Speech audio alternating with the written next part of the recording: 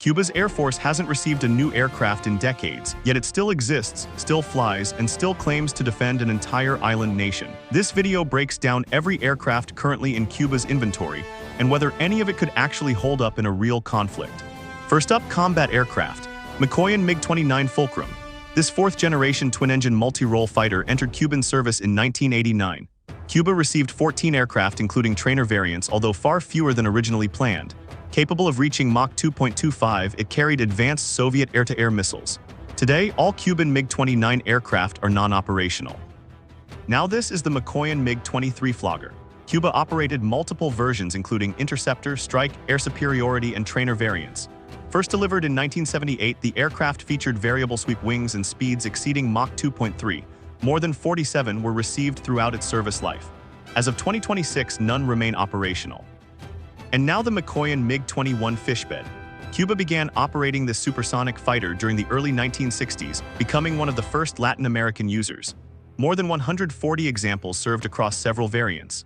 Equipped with missiles, cannon armament, and Mach 2 performance, the MiG-21 remained a Cold War mainstay before retirement. Next up, transport helicopters. Mi-17 Hipach.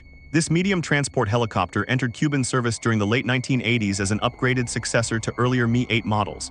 7 remain active in 2026. Powered by 2 turboshaft engines, it can transport 36 troops or heavy cargo loads. The Mi-17 also supports combat missions when equipped with rockets, gun pods, or missiles. Up next, the Mi-8 HIP. Cuba introduced this medium transport helicopter during the 1970s for military logistics and support operations. 2 examples remain active today. The aircraft can carry 24 troops or substantial cargo loads while operating from austere locations. It also served extensively during Cuban military deployments in Africa throughout the Cold War period.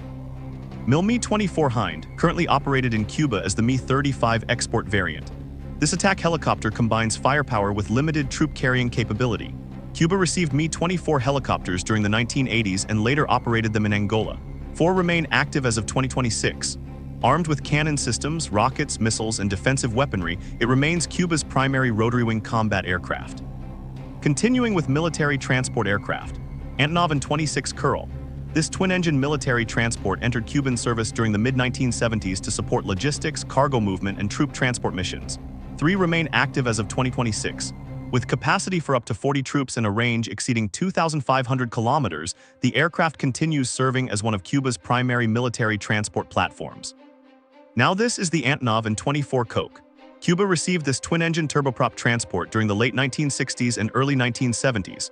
1 aircraft remains active today. Designed for regional passenger and cargo operations, it can carry more than 40 passengers while maintaining reliable performance. The An-24 continues supporting domestic and regional transport requirements within Cuba. Next up, trainer aircraft.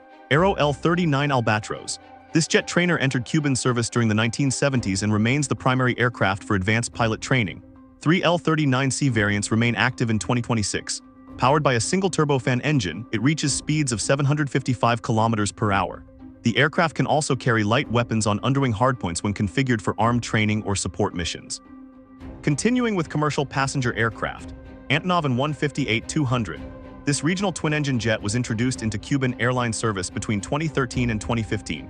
Cuba received 6 aircraft, each capable of carrying up to 102 passengers.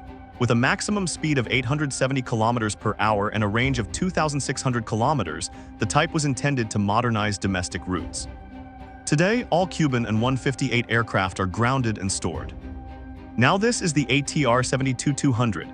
This twin-engine turboprop serves as the backbone of Cuba's remaining domestic passenger network. 2 aircraft remain active in regular service. Delivered during the 1990s, each can carry up to 74 passengers. Its efficient turboprop design, reliable operation, and regional range continue supporting scheduled passenger flights across the country. Up next, the ATR-42-500.